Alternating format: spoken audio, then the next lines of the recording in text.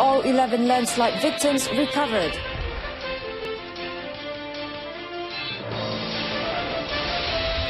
PW denies Khazana involvement in resignation.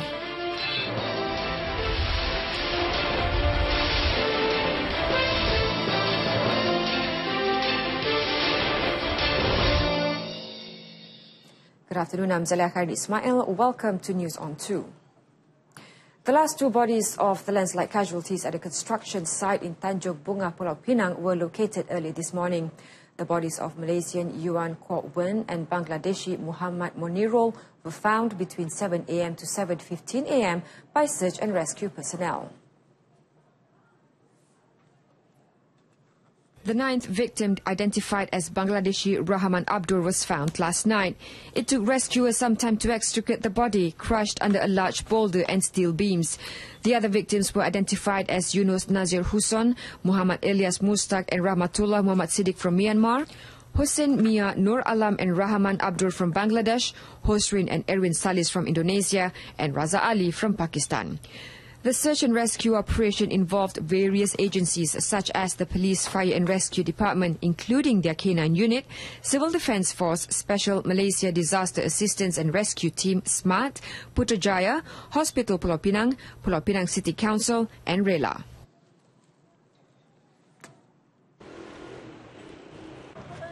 Meanwhile, the remains of Indonesian citizens Erwin Salis and Hosrin, who perished in a landslide at the Tanjung Bunga construction site, will be buried in Kuala Lumpur and Surabaya, Indonesia, respectively. Indonesian Consul Neni Kurniati said a flight has been arranged to take Hosrin's body home to Surabaya and it will arrive there later today. She added that the consulate was also in contact with the employers of both victims to claim compensation for their families, adding that they possessed valid permits and should be covered by insurance. The body of Hosrin, 33, who was among the 11 victims buried under the rubble at the construction site, was found at 11:31 p.m. Saturday, while the body of Erwin, 35, was found at 2:30 a.m. Sunday. Kelantan police are still on the hunt for 821 individuals who are wanted to assist in solving crimes such as burglary, robbery, car theft and fraudulent online purchases of goods in the state. Kelantan Police Chief Datuk Hasanuddin Hassan said that to date, only about 265 of the 1,086 wanted individuals have been caught. Datuk Hasanuddin said that they will not escape the police even if they flee to a neighbouring country for protection. Ada tangkap, ada dibatalkan, adalah sebab-sebab dibatalkan. Paling ramai di Tanah Merah, 142. Diikuti dengan Kuala Kerai, 140. Itulah dia. Dan yang ketiganya Gua Musa, ada 105 orang. He was met by the media at the Gua Musang District Police Headquarters. The government has been considering burning or sinking foreign fishing boats they seized in order to halt foreign fishermen from encroaching Malaysian waters for illegal fishing activities. Minister in the Prime Minister's Department, Datuk Sri Dr. Shahidan Kasim, said the move was strictly viewed as necessary due to the increasingly serious issue of foreign fishermen entering the country's waters. Datuk Sri Dr. Shahidan said the enforcement operation will be intensified against foreign fishermen guilty of wrongdoing to ensure such incidents do not reoccur.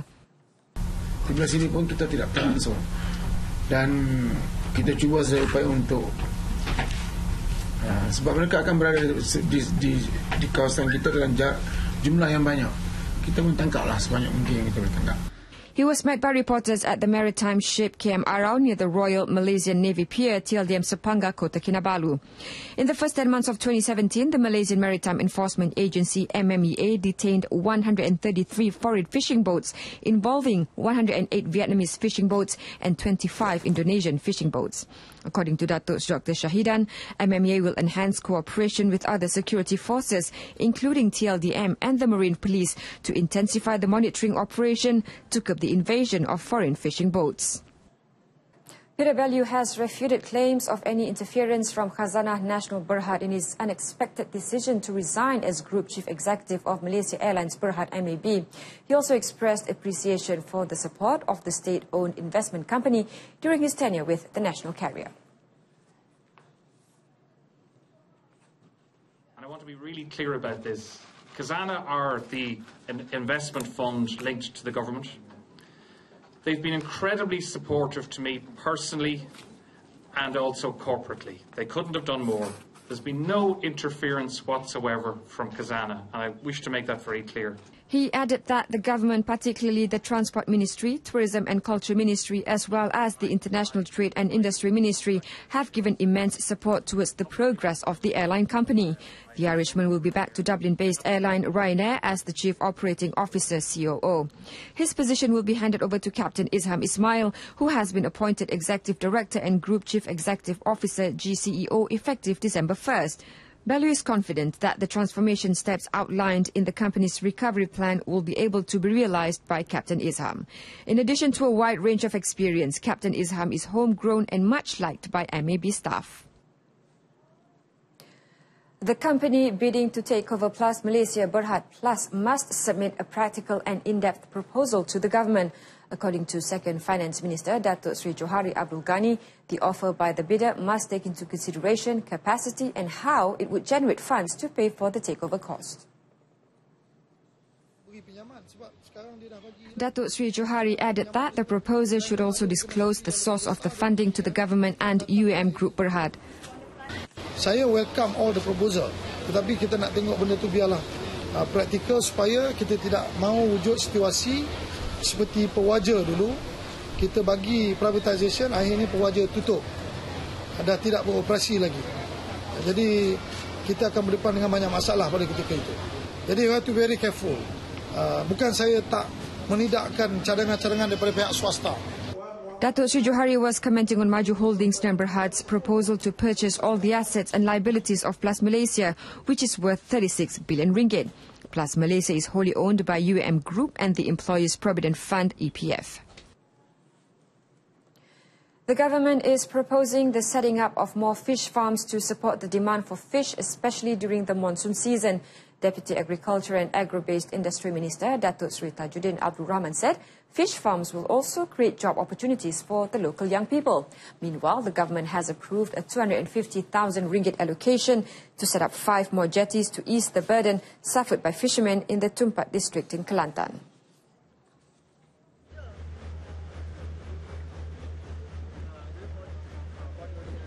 Ada jeti-jeti yang sudah rosak dah, tak boleh pakai, ya, dan bermasalah bagi mereka untuk membuat nak menaik pendaratan ikan dan juga untuk menambat bot-bot dia, sampan-sampan dia. Jadi atas permintaan daripada Datuk Ketua Bahagian dan juga pengurusi MP3, kita luluskan untuk buat jeti. The 5 jetties will be built in Pulau Teluk Ranjuna, Pulau Pantai Suri, Pulau Beluru, Pulau Tongkang and Pulau Pantai Baru. The marine terminal project in Penang, which is able to handle, store and distribute crude oil, chemical and petrochemical raw materials, will attract more investors, especially in the refining and petrochemical manufacturing industry. This due to the fact that the Penang Deepwater Terminal PDT's location in Penang Integrated Petroleum Complex PIPC has a strategic position near Singapore, water depths exceeding 24 meters, and is adjacent to international shipping lines. Chief Operating Officer of Dialog Group Berhad, Mustafa Kamal Abu Bakar, is confident that with their completed infrastructure such as jetties, they will be able to receive very large crude carriers VLCC vessels.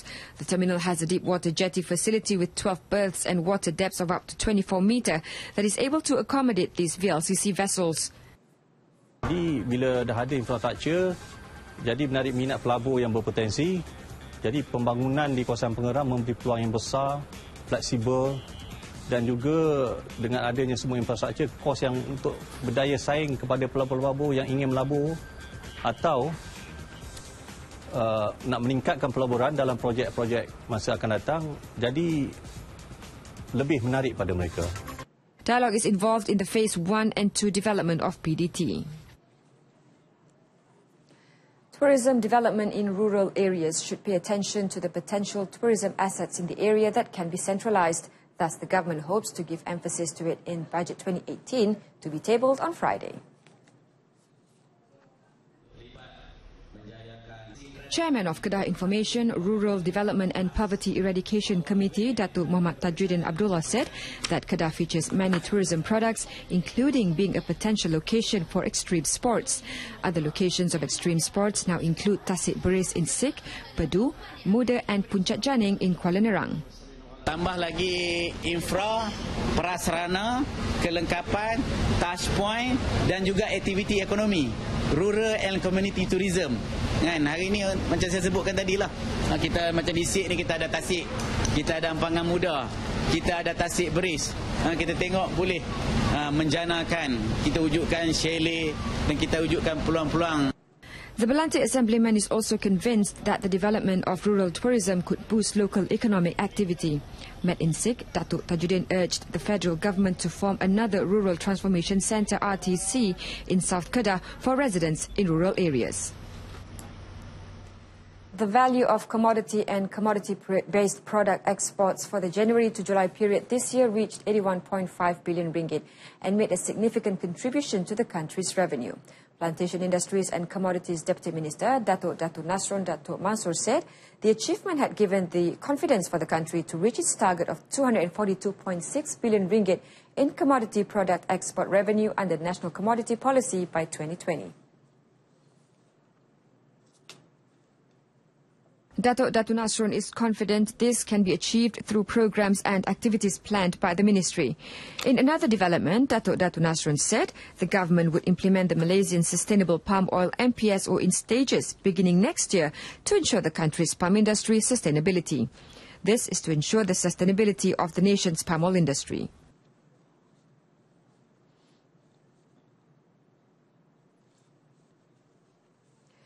The defence ministers from the Association of Southeast Asian Nations, or ASEAN, started their high-level security dialogue to discuss security issues facing the region, including counter-terrorism, drug trafficking and maritime conflicts in the Philippines today. Delphine Lorenzana, Philippines Secretary of National Defence, said the meeting hopes to come up with frameworks for maritime interaction, education and training exchanges, aircraft encounters, among others. This morning, we had a productive discussions during our special breakfast meeting regarding the chance of terrorism and violent extremism, especially in Southeast Asia. The ADMM Plus is a platform for ASEAN defence ministers to engage their dialogue partners from Asia and the Pacific. It is the highest defence consultative and cooperative mechanism in the ASEAN.